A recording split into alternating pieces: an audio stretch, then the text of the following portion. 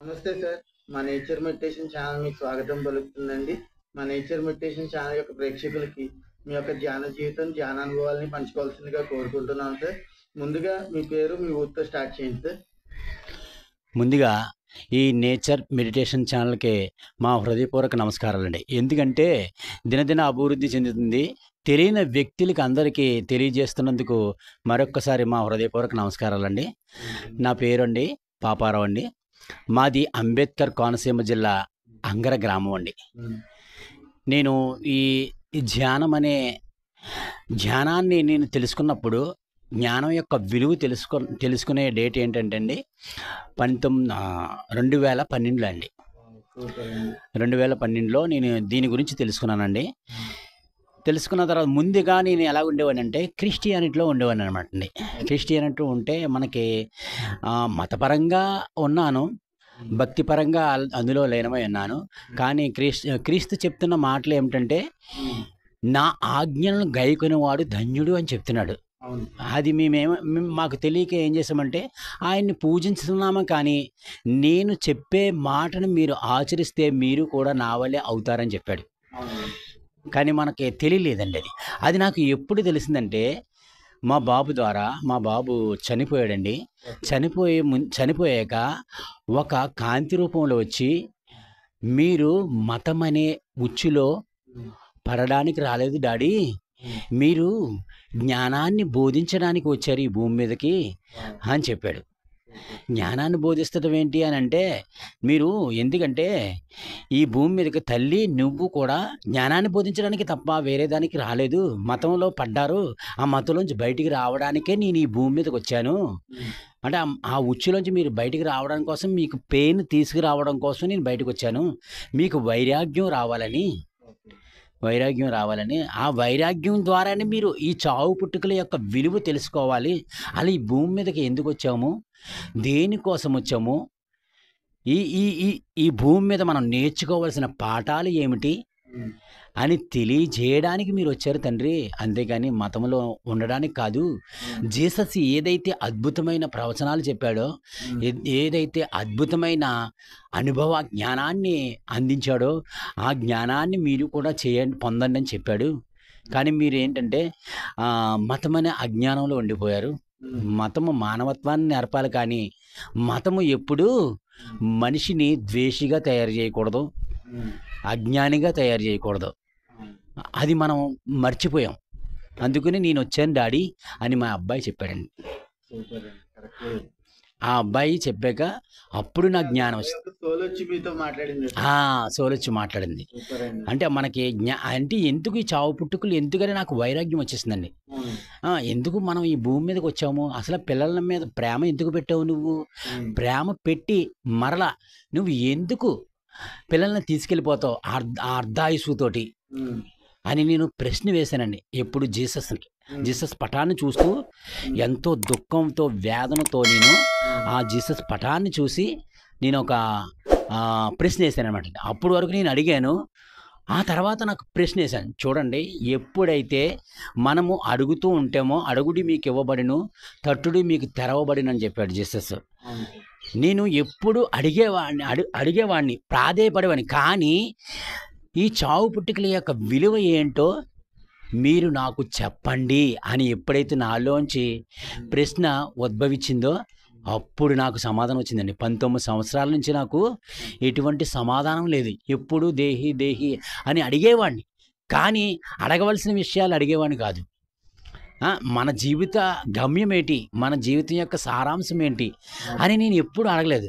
ఎప్పుడు నాకు అది కావాలి, ఇది కావాలి, అది కావాలి అన్నాను. కానీ జీసస్ ఏం చెప్పాడంటే, నీవు పుట్టక ముందే నీకు అన్నీ ఈ భూమి మీద పెట్టాను నాయనా, నువ్వెందుకు ప్రభు అని అడుగుతావు, అడగక్కర్లేదు. నీవు ఎప్పుడైతే పుట్టావో నీకు కావలసినవన్నీ భూమిలో ఈ సృష్టిలో నీకు ఎప్పుడో పెట్టేశాను నాయనా, ఇంకా ఎందుకు నీకు విచారం అని చెప్తాడు. కానీ అది మనం గ్రహించలేదండి. గ్రహించలేక ఎప్పుడు నాయన నువ్వు భగవంతుడు అంటున్నాము, కానీ ఆయన చేసిన అద్భుతమైన కార్యాలు మనం గ్రహించలేకపోయాను. ఎప్పుడైతే నాకు వైరాగ్యం వచ్చిందో ఎప్పుడైతే వైరాగ్యం వచ్చిందో ఆ వైరాగ్యం ద్వారా ఎప్పుడైతే నన్ను నేను తెలుసుకోవడం పట్టానో అప్పుడు జీసస్ గురించి నాకు అద్భుతంగా తెలిసిందండి. అద్భుతంగా తెలిసింది. అంతవరకు నేను అజ్ఞానం అనే అంధకారంలో ఉన్నాను. అందుకనే చెప్పాడు, జీసస్ చెప్పాడు, ఇది ఆత్మతోనూ సత్యముతోనూ నువ్వు ఆరాధించాలి అని చెప్పాడు. మనలో ఉన్న దేహం, మన పైన దేహము కాకుండా లోనున్న జీవుడే దేవుడు అని చెప్పాడు. ఆ జీవుడిని నువ్వు ఆరాధించిన ఆయన సమస్తము నీలోనే ఉంది, నీకు అసాధ్యం అంటూ ఏది లేదని చెప్పాడు. కానీ అవన్నీ నేను ఎప్పుడు గ్రహించలేదు. దేహమే ఆలయము, అందులో ఉన్న జీవుడు దేవుడని మీరు ఎరుగరా అని చెప్పాడు. ఈ అద్భుతమైన మాటలు కూడా నాకు తెలియవండి, అసలు తెలియవు. ఎందుకంటే నేను ఎప్పుడైతే నన్ను నేను తెలుసుకోవటం మొదలుపెట్టానో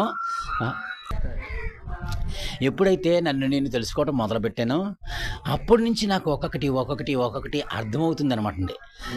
చూడండి, ఒక వ్యక్తి మనం జ్ఞానాన్ని తెలుసుకునేటప్పుడు, వైరాగ్యం వచ్చినప్పుడు, మనం పూర్తిగా జ్ఞానాన్ని తెలుసుకున్నప్పుడు అది తెలియని క్రితం మతం ఎలాగ అర్థమైందంటే, నాకు పదము ఒకటే, అర్థం చేసుకుని గ్రహించే విధానం రెండు రకాలుగా అర్థమవుద్ది.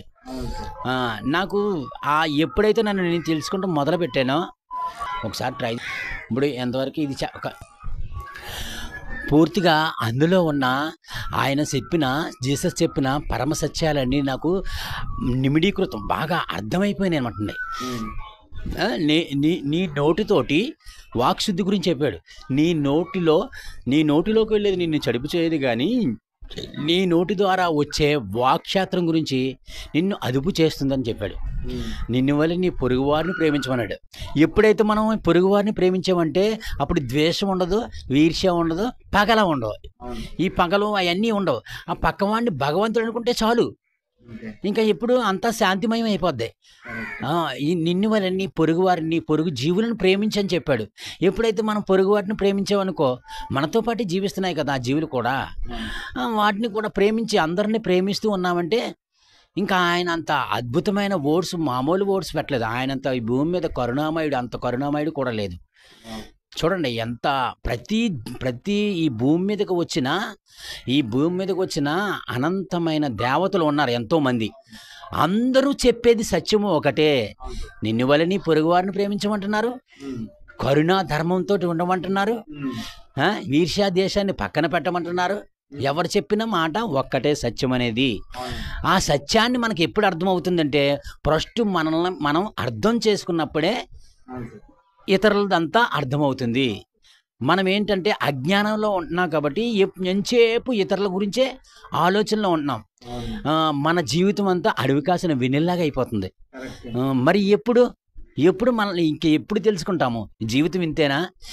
అందుకనే దీపం ఉండగానే ఇల్లు చక్కబెట్టుకో అన్నాడు. ఏ దీపము?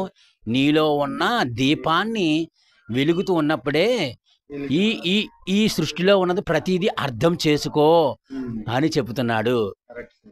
ఎక్సలెంట్ మెసేజ్ అండి. చాలా అద్భుతంగా ఇచ్చారు మీ మెసేజ్. మరి ఇప్పుడు అదే పాయింట్ లో వస్తే, ఇప్పుడు ఈ లోకాన్ని సృష్టించింది భగవంతుడు అని అంటారు. మరి భగవంతుడు సృష్టించినప్పుడు మనుషుల్ని అజ్ఞానంలోకి తోసింది కూడా భగవంతుడు అని అంటారా సార్? కాదండి. ఈ భూమి మీద తీసుకొచ్చినప్పుడు దేవుడు మనకి స్వతంత్రాన్ని ఇచ్చాడు ఈ భూమి మీద. అంటే మనము ఈ భూమి మీదకి వచ్చింది మనము జ్ఞానాన్ని తెలుసుకోవడానికి ఇచ్చాం. అందుకే శ్రీకృష్ణ పరమాత్ముడు ఒక అద్భుతమైన మాట అంటాడు, తేజక్షమా ధృతి క్షౌచం అద్రోహో నాతిమానిత భవంతి సంపదం దైవం అభిజాతస్య భారత. అంటే ఈ భూమి మీద 2 ధర్మాలు ఉన్నాయి నాయన. అది నీ శరీరంలోనూ కూడా ఉన్నదే, నీ హృదయంలో కూడా ఉన్నదే 2 ధర్మాలు. ఒకటి రాక్షస లక్షణాలు ఉన్నవి, 2 దైవ లక్షణాలు ఉన్నాయి. దైవ లక్షణాలు ఉన్నవి, రాక్షస లక్షణాలు ఉన్నవి. నువ్వు ఏది వెంచుకుంటావో దాన్ని బట్టే నీ జీవితం ఉంటుంది అని చెప్పాడు. ఏమండి. కాకపోతే మనం ఈ భూమి మీదకి వచ్చి ఏం చేస్తున్నామంటే, ఇది మనము ఇక్కడికి వచ్చిన యాత్రికులం అని తెలుసుకోలేకపోతున్నాం. ఈ భూమి మీద ఉన్న వాటి మీద మనము స్వతంత్రంగా ఉండి వాటి యొక్క జీవన విధానాన్ని తెలుసుకుని వాటి ప్రతి ఒక్క అనుభవ జ్ఞానాన్ని మనం పంచుకుని ఈ భూమి మీద వెళ్ళిపోవాలి. కాదు ఇదే శాశ్వతమని అజ్ఞానము అంధకారంలో నిలబడిపోయామండి. మరి ఇప్పుడు ఇంట్లో చేస్తున్న ధ్యానానికి పిరమిడ్కి చేస్తున్న ధ్యానానికి ఏమైనా వ్యత్యాసం ఉందంటారా? ఉంది సార్. చెప్పండి. ఇంటిలో ఉన్నప్పుడు ఇప్పుడు అది మనము ఏంటంటే అది మనం ఇంటిలో ఉన్నప్పుడు ఒక 2 ఇంతలు ఎనర్జీ వస్తుందండి మనకి. అదే పిరమిడ్లో ఉంటే అండి 10% ఎనర్జీ పెరుగుతుంది అనమాట అండి. 10% ఎనర్జీ పెరుగుతుంది అనమాట అండి. అంటే ఎందుకంటే విశ్వంతో కనెక్ట్ అయిపోయి ఉంటుందండి. అది ఏదైనా సరే పిరమిడ్ అనేది విశ్వంతో కనెక్ట్ అయిపోద్ది.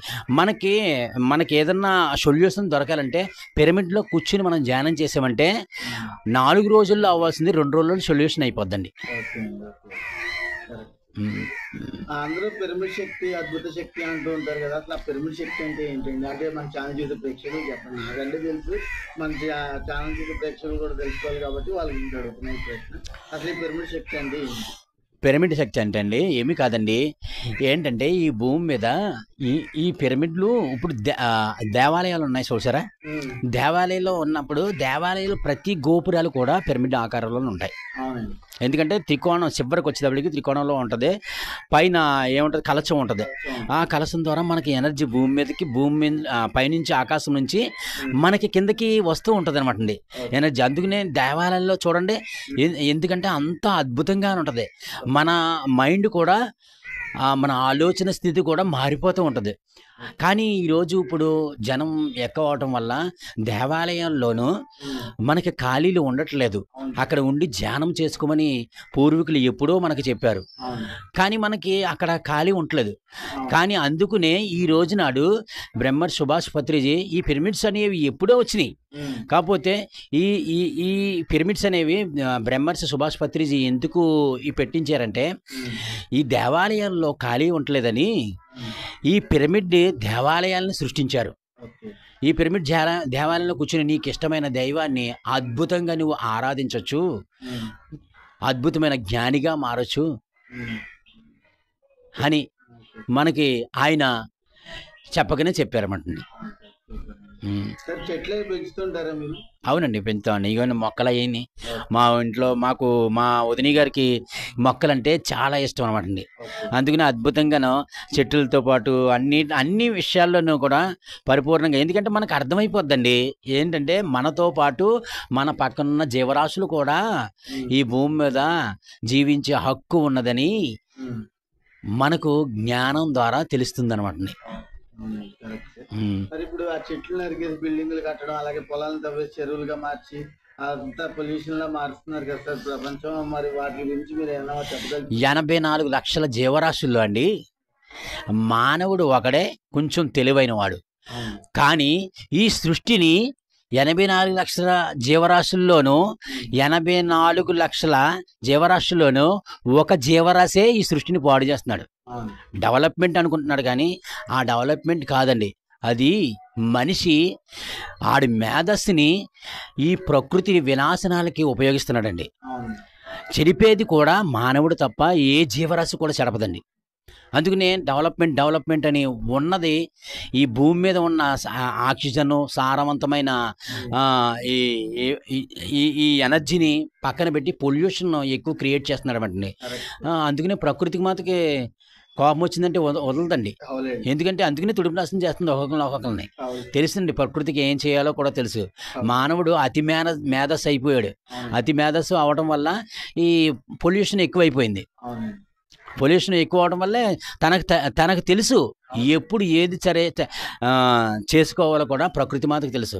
కానీ ఇదే స్థితిలో ఉన్నాడంటే మానవుడు తనను తెలుసుకోకుండా డెవలప్మెంట్ గురించి ఈ ప్రకృతి వినాశనం చేశాడనుకోండి, తను నాశనం అయిపోతున్నాడని తనకు గ్రహించట్లేదు. ఎప్పుడైతే వినాశనం మొదలు పెట్టాడో వాడు నాశనం అవుతున్నాడని అది గ్రహించట్లేదండి. సరే ఇది. ఉమ్. మరి ఇప్పుడు ఇప్పుడు ఇప్పుడు పెరుగుతున్న ఈ వాతావరణ రీత్యా కానీ, అంటే ఇప్పుడు వరదలు అవ్వనివ్వండి, ఉష్ణోగ్రత కానివ్వండి, ఇవన్నీ కూడా అసలు ఇలా చెట్లు నరికేయడం వల్లనే జరుగుతుంది. ఇప్పుడు మళ్ళీ మనం తెలుసుకుని అందరూ చెట్లు పెంచితే వాతావరణం అయినా కంట్రోల్ అయ్యే అవకాశం ఉందంట. ఎందుకు అవుతండి? భూమిని ఎప్పుడైతే మనకు కావలసిన ఆక్సిజన్ వృక్ష సంపద ద్వారానే వస్తుంది. అవునండి.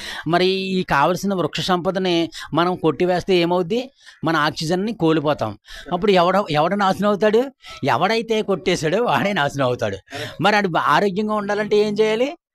మళ్ళీ చెట్లు నాటాలి. అది అద్భుతము. మనము అన్నిటితోటి నేచర్లో ఉన్న ప్రతి వృక్షంతో మన బాడీ కూడా అనుసంధానమై ఉందండి. అది ఎప్పుడైతే గ్రహిస్తాడో అది అప్పుడు మనిషి అద్భుతంగా జీవిస్తాడండి. అవును సార్. మరి ఇప్పుడు నో మెడిసిన్ నో డాక్టర్ అంటారు కదా, మెడిటేషన్ చేయడం వలన దాన్ని ఎంతవరకు మీరు సమర్థిస్తారు? అంటే ఎంతవరకు అది కరెక్ట్ అంటారు? కరెక్టేనండి. కాకపోతే ఏంటంటే మనకు స్పీడ్ యుగం అయిపోయిందండి. ఇప్పుడు స్పీడ్ యుగం అవడం వల్ల మనం ఏం చేస్తున్నామంటే అన్నీ ఆతృతగా కంగారుగా చేసుకుంటున్నాం. కానీ ఒక్క క్షణం ఆగాలి. మనం ఆగట్లేదు. ఎందుకంటే ఇది స్పీడ్ యుగం అయిపోయింది కాబట్టి అన్ని స్పీడ్గా చేసుకుంటున్నాం.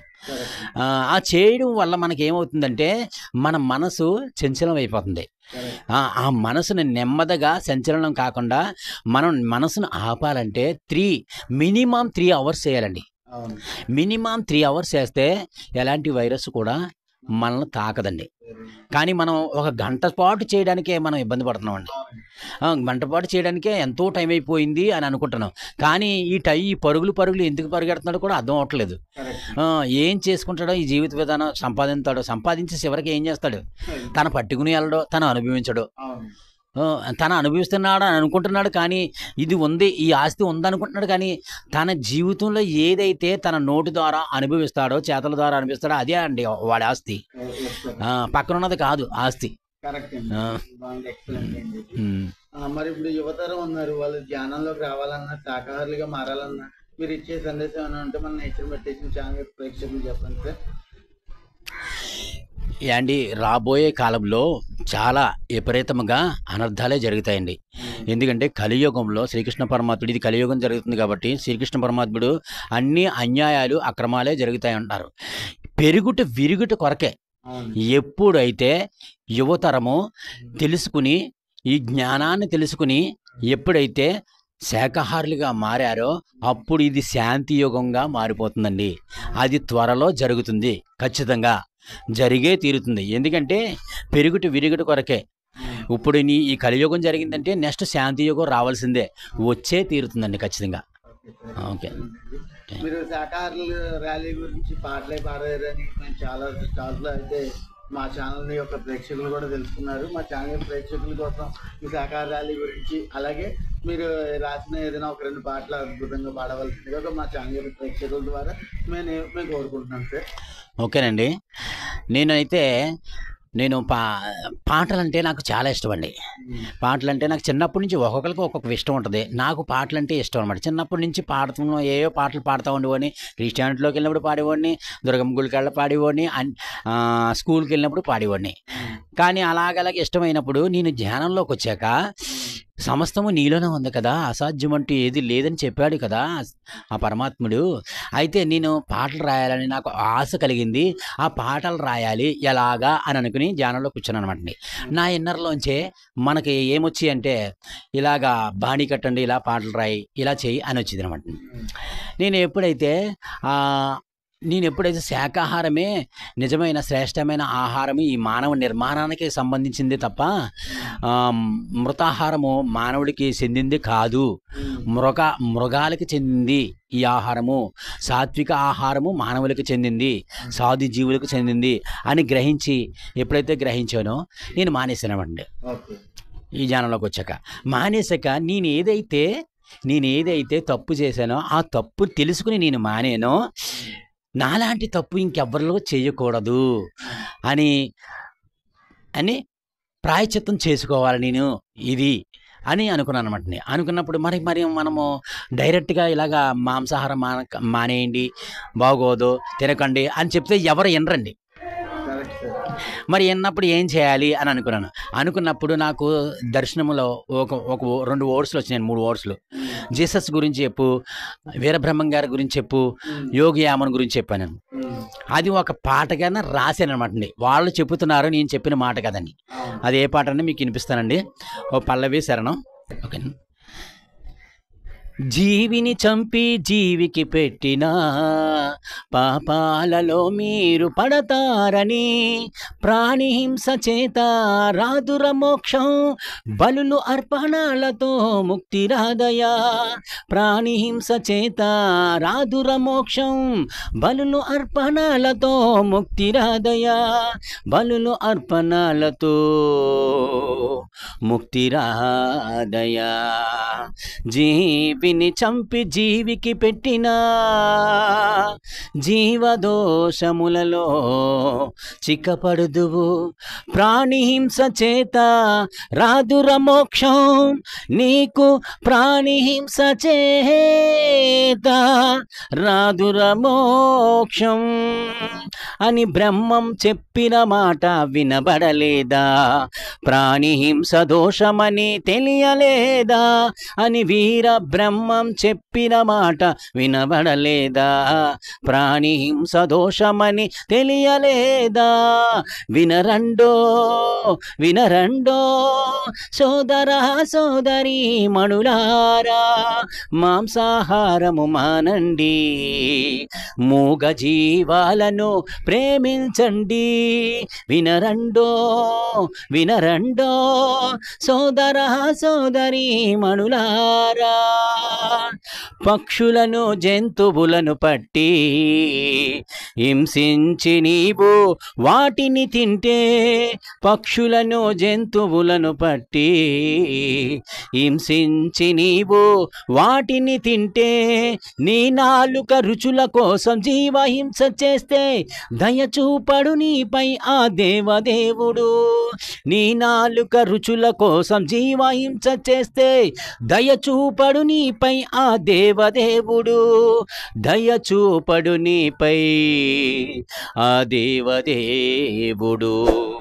పక్షి జాతి బట్టి పరగహింసలు పెట్టి కుక్షి నిండ కూరుటకును వండె తినెడివాడు వసుధ చండాలుడు. వండె తినెడివాడు వసుధ చండాలుడు. వండె తినెడివాడు వసుధ చండాలుడు. విశ్వదాభిరామ వినురవేమ అని వేమన చెప్పిన మాట వినబడలేదా? ప్రాణిహింస దేశమని తెలియలేదా అని వేమన చెప్పిన మాట వినబడలేదా? ప్రాణిహింస దోషమని తెలియలేదా? వినరండో వినరండో సోదరా సోదరి మణులారా, మాంసాహారము మానండి, మూగ జీవాలను ప్రేమించండి. ఇలాగా పాట రాశానమాట అండి. అది 2 రాష్ట్రాల్లో కూడా అద్భుతంగా ప్రసారం అవుతుందండి. అలాగే ఇంకొక పాట కూడా రాశానమాట అండి. అది రాయి జగపతిరాజు గారు మేము అందరం కూర్చొని రాశానమాట అండి. ఇంటింటికి వెళ్ళి ధ్యాన ప్రసారం చేయాలి, అమాయకు మూగజీవాలు తినకూడదు అని ఆయన చెప్పాడండి. ఆ విధంలో పాట రాయమన్నాడు. నేను రాశానమాట అండి. ఆ పాట కూడా పల్లవి శరణం ఒకటి పాడతానండి, శ్రద్ధగా ఆలకించండి. కదులుచున్నది మహాకరుణ యాత్ర, ప్రతి ఎంట జీవహింస రూపు మాపు యాత్ర. కదులుచున్నది మహాకరుణ యాత్ర, ప్రతి ఇంట జీవహింస రూపు మాపు యాత్ర. ఎంతకాలమో ఈ మాంసభక్షణ, మూగ జీవ కంఠాలను తెగనరకడమా. కనబడలేదా వాటి ఆక్రందనలు, వినబడలేదా వాటి ఆత్మఘోషలు. జయ హో జయ హో అహింస యాత్రకు జయ హో జయ హో జయ హో అహింస యాత్రకు జయ హో కదులుచున్నది మహాకరుణ యాత్ర ప్రతి ఇంట జీవహింస రూపు మాపు యాత్ర నాగరికత అందలం ఎక్కుతూ ఉంటే అనాగరిక ఆచారం ఎంతకాలమో కరుణ అన్నదే లేదా ఆ జీవులపై స్వస్తి పలకరా ఇంకా జీవహింసపై కరుణ అన్నదే లేదా ఆ జీవులపై స్వస్తి పలకరా ఇంకా జీవహింసపై ఎంతకాలమో ఈ మాంసభక్షణ మూగ జీవ కంఠాలను తెగ నరకడమా కనబడలేదా వాటి ఆక్రందనలు వినబడలేదా వాటి ఆత్మఘోషలు జయ హో జయ హో అహింస యాత్రకు జయ హో కదులుచున్నది మహాకరుణ యాత్ర ప్రతి ఇంట జీవహింస రూపు మాపు యాత్ర జీవులన్నీ పరమాత్మ బిడ్డలేనని వేద శాస్త్ర సారాంశం అంటుందని ప్రతి జీవి పరమాత్మ బిడ్డలేనని వేద శాస్త్ర సారాంశం అంటుందని ఏ జీవిని చంపే అనే హక్కు నీకు లేదని భరతమాత అడుగుతుంది హింస ఏందని ఏ జీవిని చంపి తినే హక్కు లేదని భరతమాత అడుగుతుంది హింస ఏందని ఎంతకాలము ఈ మాంసభక్షణ మూగ జీవ కంఠాలను తెగ నరకడమా కనబడలేదా వాటి ఆక్రందనలు వినబడలేదా వాటి ఆత్మఘోషలు జయ హో జయ హో అహింస యాత్రకు జయ హో కదులుచున్నది మహాకరుణ యాత్ర ప్రతి ఇంట జీవహింస రూపు మాపు యాత్ర కదులుచున్నది మహాకరుణ యాత్ర ప్రతి ఇంట జీవహింస రూపు మాపు యాత్ర. నిజంగా మీ పాటలు వింటుంటే నాకు వచ్చింది. చాలా అద్భుతంగా మా ఛానల్ యొక్క ప్రేక్షకులు కూడా ఆదరిస్తారని కోరుకుంటున్నాము ఛానల్ తరఫు. సార్ ఆఖరి ప్రశ్న ఏంటంటే, ఇప్పుడు చిన్నపిల్లలు కానీ లేదా పెద్దోళ్ళు కానీ ఇప్పుడున్న వాతావరణ సూచనలో ఎఫెక్ట్ అవుతున్నారు కదా, ఫీవర్ అని, లేకపోతే చాలా మందికి నీరసాలు వస్తున్నాయి, ఇంకా కీళ్ళ నొప్పులు ఉంటున్నాయి. మరి వాళ్ళకి ఇవన్నీ తగ్గడం కోసం ధ్యానం ఎలా ఉపయోగపడుతుంది అనేది మీ మాటల్లో తెలియజేయండి. ధ్యానం అనేదండి మనిషికి ప్రశాంతత లేకండి మనకి అనారోగ్యాల పాలవుతున్నామండి. ఎప్పుడైతే ప్రశాంతత కలిగిందో, ఎప్పుడైతే నువ్వు తెలుసుకుంటాం ప్రశాంతత కలిగిందో, అప్పుడు ఆరోగ్యం మన వెంట ఉంటుంది, అనారోగ్యం మన నుండి పారిపోతుందండి. అది చేయాలి అంటే ప్రతిరోజు ఉదయాన్నే 1 గంట పాటు శ్వాస మీద ధ్యాస పెట్టి ధ్యానం చేస్తేనండి అది దేవుడు చేసిన నిజమైన ఆరాధన. ఆ ఆరాధన చేస్తేనండి ప్రతిరోజు క్రమం తప్పకుండా చేస్తేనండి మనలో ఉన్న పొల్యూషన్ అంతా, మనలో ఉన్న నెగిటివ్ థాట్స్ అంతా బయటికి వెళ్ళిపోతాయండి. అప్పుడు ఆరోగ్యవంతులుగా అవుతాం. అందరూ మనస్ఫూర్తిగా ఇది ఎవరికి వారి చేసుకుంటేనే వారికి లాభాలు కలుగుతాయండి. ధ్యానం వల్ల ఎన్నో లాభాలు కలుగుతాయి. 1, 2 ధ్యానం చేస్తే నువ్వు పని చేసే తీరు మారిపోద్ది, నీవు మాట్లాడే తీరు మారిపోద్ది, నీ చూపు తీరు మారిపోద్ది, నీ వినికిడి తీరు మారిపోద్ది, ప్రతి విషయంలో నైపుణ్యత పెరిగిద్ది, స్కిల్ డెవలప్మెంట్ వస్తుంది అనమాట అండి. అర్థమైందండి. అలాగే మన బాడీ కూడా నాడీ మండల శుద్ధి జరుగుతూ ఉంటుంది.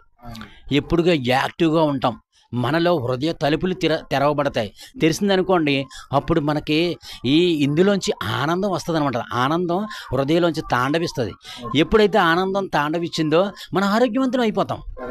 ఇతరుల గురించి మనం తెలుసుకోం, మన గురించి మనం తెలుసుకుంటూ ఉంటాం. తెలుసుకున్నప్పుడు మనం ఎలాగుంటాం, అద్భుతంగా ఆని ముత్యాల్లా తయారైపోతాం. అందుకని యోగి యామని చెప్పాడు, చిప్పలోన పడ్డ చినుకు ముత్యంబై నీటబడ్డ చినుకు నీలగలిసే ప్రాప్తమున్న చోట ఫలమేల తప్పురా విశ్వదాభిరామ వినురవేమా.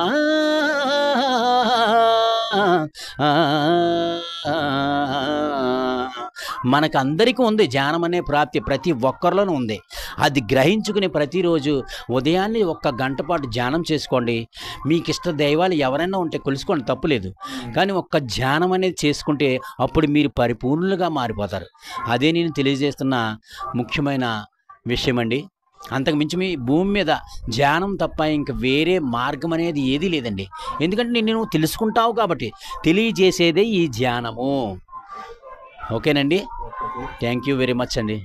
సమయాన్ని మన నేచర్ మెడిటేషన్ ఛానల్ వారికి కేటాయించి మంచి అనుభవాలు, మంచి సందేశాలు మన నేచర్ మెడిటేషన్ ఛానల్ వారికి పంచినందుకు మన నేచర్ మెడిటేషన్ ఛానల్ తరఫున ధన్యవాదాలు. థ్యాంక్ యూ వెరీ మచ్ అండి. ఇంత అద్భుతమైన అవకాశాన్ని ఈ నేచర్ మెడిటేషన్ ఛానల్లో ఇచ్చినందుకు నా హృదయపూర్వక ధన్యవాదాలండి. Thank you very much.